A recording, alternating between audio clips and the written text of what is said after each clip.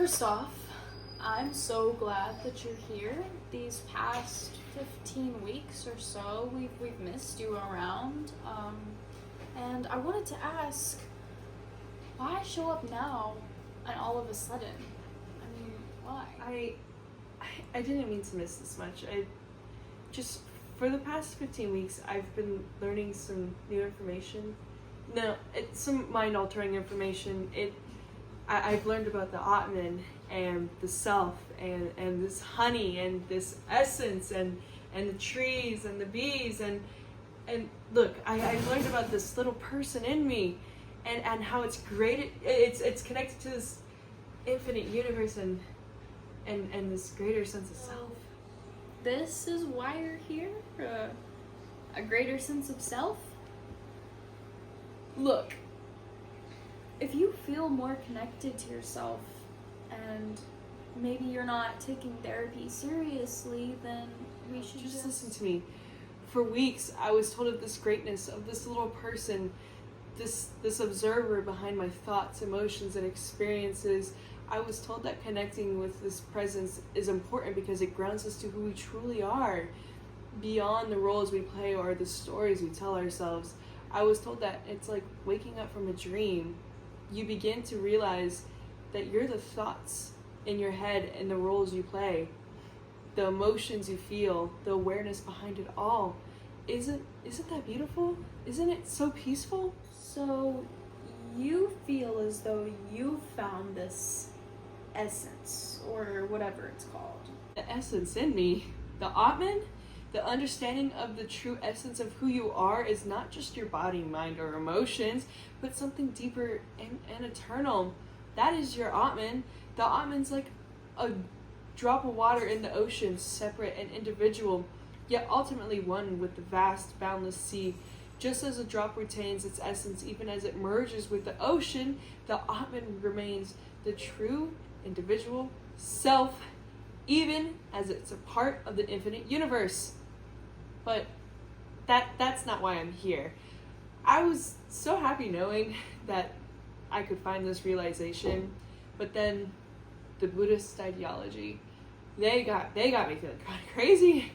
They told me that you think that there's a you behind the curtain, but when you put the curtain back, there's nothing really there.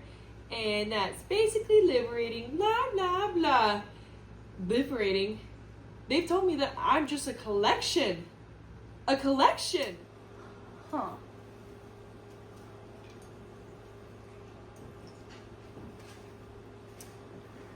So can we dive more into this collection, because I feel like it's really bothering you. I'm not what you think I am. I'm just a stream of changing conditions, thoughts, sensation, memories. Dr. Shimmer, there is no fixed me, and there is no fixed you. That sense of I you're clinging to so dearly, it's just a story, a habit of mine. We're both just impermanent processes arising and passing away. Do you even know what this means? It's an illusion. It means it's an illusion. This self, this body, this flesh and bones, this skin, all the movements, it's not you. It's just physical aggregates, constantly changing, constantly decaying, and it's what we call me, but it never was. These sensations you feel, these fleeting impulses of pleasure and pain, they're not you either. They're just aggregates of feeling, constantly shifting, constantly impermanent. That sense, that rise, that crashes and vanishes, thoughts, memories, beliefs, that's just all memory, information, aggregates. Every idea, every story you tell yourself arises and fades without your control, and yet you cling to them. You identify with them and you believe that they're you, but they're not, and they pass through the mind, no different than a cloud drifting through the sky. And then there's perception. They tell you that to interpret the world, they're looking out at everything around it, but even the perception isn't stable. It influences every mood, every experience. It shifts like the weather. And finally, awareness, that subtle knowing of your existence, that consciousness that you think everything is watching you, but that's That too is a fleeting moment. It arises, it falls, and it fades, but there is no permanent you left to notice. It's all just aggregates.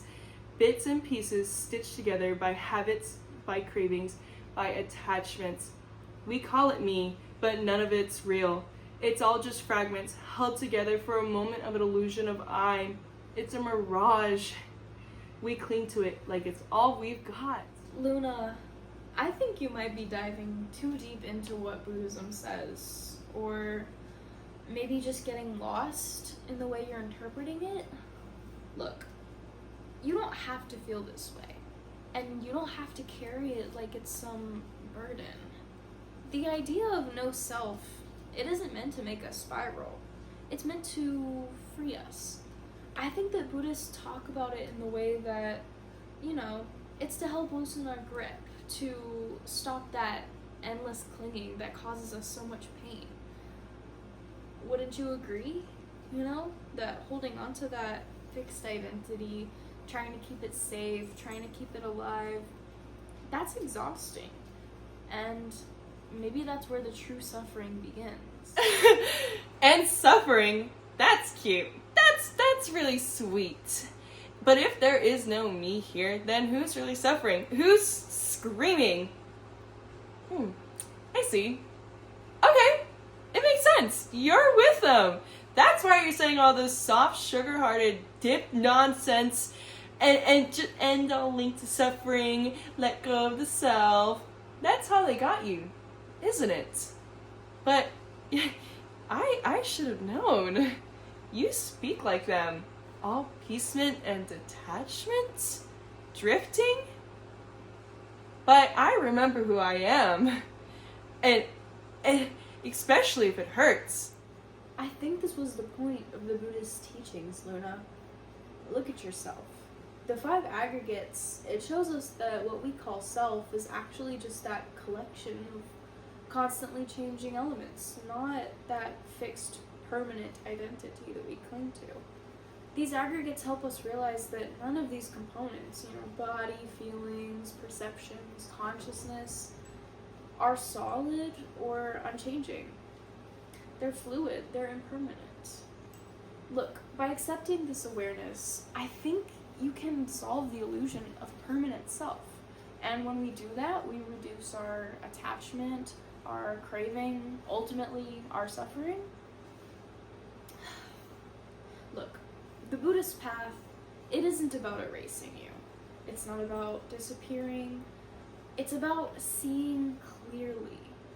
They talk about no self, not to confuse or to scare us, but to help us let go of the things that hurt, the illusions, the clinging, the stories we tell ourselves that keep us trapped. Luna, I think you're confusing the Buddhist intentions. The idea is, if we stop clinging to this illusion of a solid, unchanging self, then maybe we can stop fearing so much. Stop trying to protect something that's not under threat. And in doing that, maybe we suffer a little less. Dr. Schirmer, how do you know so much?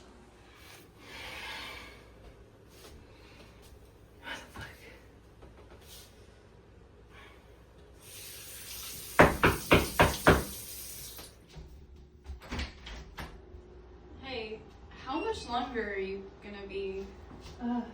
Not much longer. I'm gonna be quick. Okay. You left this in my car, so. The Naya! This is the Naya Sutra! Do you know what this is? A book?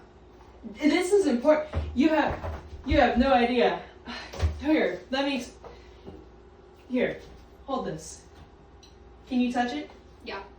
Can you drink it? Taste it? Sure. Do you see it? Yes. This disproves the Buddhist. Without perception, we can't function. That's what he argues. He disproves the Buddhist. We use our perception to see this. We can feel it.